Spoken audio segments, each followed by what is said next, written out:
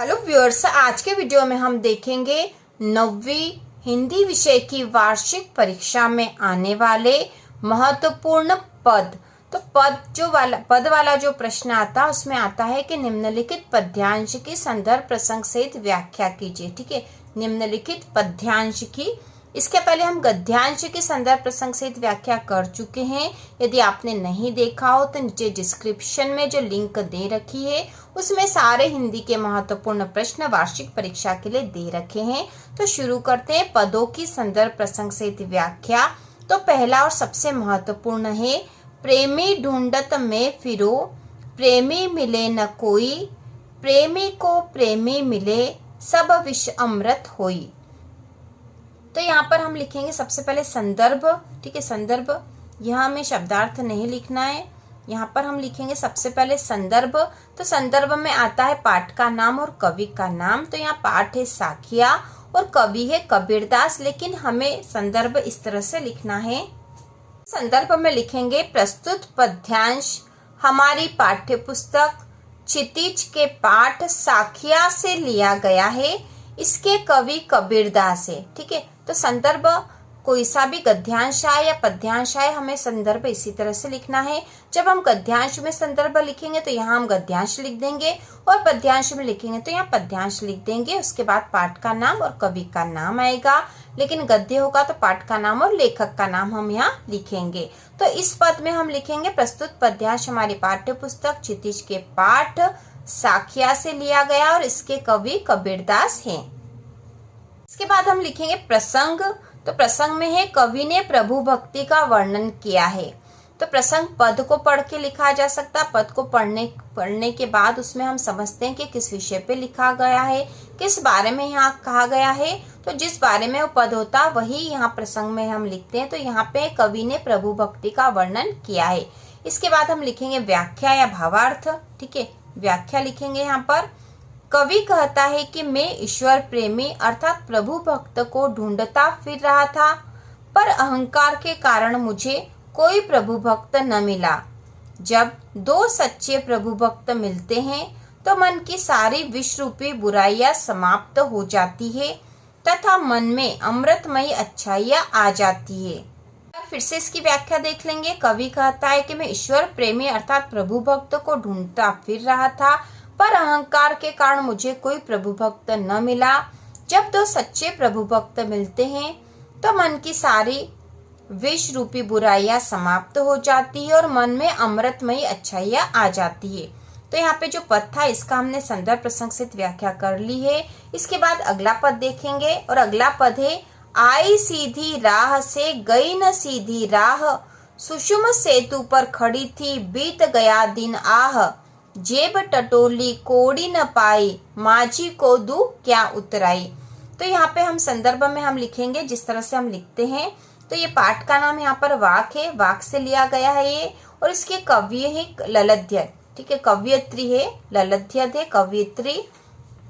तो यहाँ पर हम कवयित्री लिखेंगे। संदर्भ में हम लिखेंगे प्रस्तुत पद्यांश हमारी पाठ्य पुस्तक क्षितिज के पाठ वाक से लिया गया है। ठीक है, वाक से लिया गया है और इसके कवि, क्योंकि ये कवयित्री है तो हम यहाँ लिखेंगे इसकी, ठीक है, इसकी कवयित्री ललध्यत है, इसकी कवयित्री ललध्यत है। तो इस प्रकार से हम लिखेंगे इसका संदर्भ।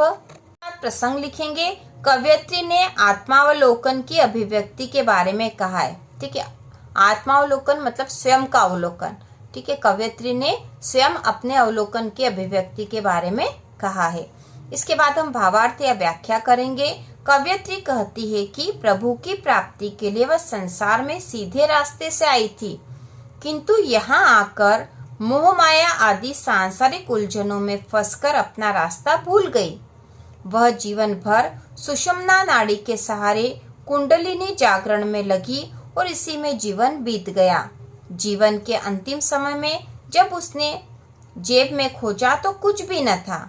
अब उसे चिंता सता रही है कि भवसागर से पार उतारने वाले प्रभु रूपी मांझी को उत्तराई के रूप में क्या देगी, अर्थात वह जीवन में कुछ न हासिल कर सकी। ठीक है, तो पद था आई सीधी राह से गई न सीधी राह। आई सीधी राह से मतलब मैं इस जीवन में सीधी राह से आई थी, लेकिन जीवन को मैंने सीधी राह के अनुसार नहीं चलाया है। सुषुम्ना सेतु पर खड़ी थी, बीत गया दिन। उसने प्रभु भक्ति के लिए, अपनी कुंडलिनी जागृत करने के लिए सुषुम्ना नाड़ी को जागृत करने की कोशिश करी थी, लेकिन उसी में उसका पूरा जीवन बीत गया। जेब टटोली कोड़ी न पाई। फिर उसने अपने जेब में, मतलब अपने जीवन में जो भी उसने सद कार्य संग्रह करे उसके बारे में देखा तो उसमें कुछ भी नहीं था। माझी को दू क्या उतराई, अब वह अपने ईश्वर रूपी माझी को क्या दे। इसके बाद जो अगला है, खा खा कर कुछ पाएगा नहीं, न खाकर बनेगा अहंकारी, सम खा तभी होगा संभावी, खुलेगी साकल बंद द्वार की। तो यह पद भी वाक का ही है, इसमें संदर्भ हम वापस वैसा ही लिखेंगे। प्रस्तुत पद्यांश हमारी पाठ्य पुस्तक क्षितिज के पाठ वाक से लिया गया है और इसकी कवयित्री ललध्यद है। इसके बाद हम लिखेंगे प्रसंग। प्रसंग में कवयित्री ने धर्म की सीमाओं से ऊपर उठकर समानता की भावना अपनाने पर बल दिया है। ठीक है, कवयित्री ने धर्म की सीमाओं से ऊपर उठकर समानता की भावना अपनाने पर बल दिया गया है। इसके बाद हम भावार्थ या व्याख्या करेंगे। कवयित्री मनुष्य को मध्यम मार्ग अपनाने की सीख देती हुई कहती है कि हे मनुष्य, तू इन सांसारिक भोग विलासिताओं में डूबा रहता है, इससे तुझे कुछ प्राप्त होने वाला नहीं है। तू इस भोग के खिलाफ त्याग तपस्या का जीवन अपनाएगा तो मन में अहंकार ही बढ़ेगा। तू इनके बीच का मध्यम मार्ग अपना।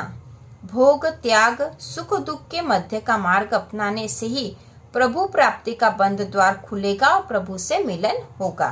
इसके बाद अगला पद है, मोर पखा सिर ऊपर राखी हो, गुंज माल गरे पहिरोगी, ओढ़ी पितंबर ले लुकुटी बन, गोधन ग्वारिन संग फिरोंगी, भाव तो वो ही मेरो रसखानी, सो तेरे कहे सब स्वांग करूंगी, या मुरली मुरली धर की, अधरान धरी अधरान धरूंगी।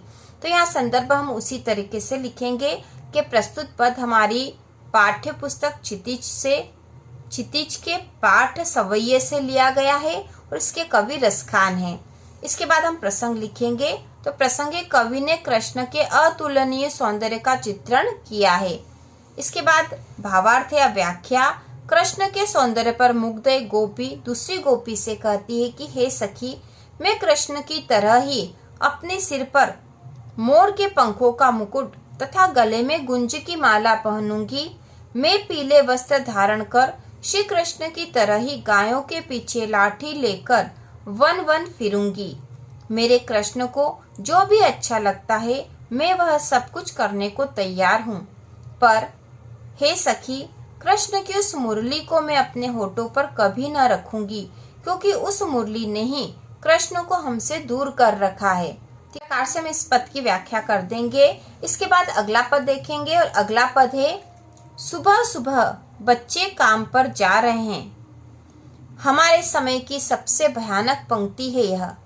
भयानक है इसे विवरण की तरह लिखा जाना चाहिए, इसे सवाल की तरह। काम पर क्यों जा रहे हैं बच्चे? तो यहाँ पे हम संदर्भ में हम उसी तरीके से लिखेंगे। प्रस्तुत पद्यांश हमारी पाठ्य पुस्तक क्षितिज के पाठ बच्चे काम पर जा रहे हैं से लिया गया है और इसके कवि राजेश जोशी हैं।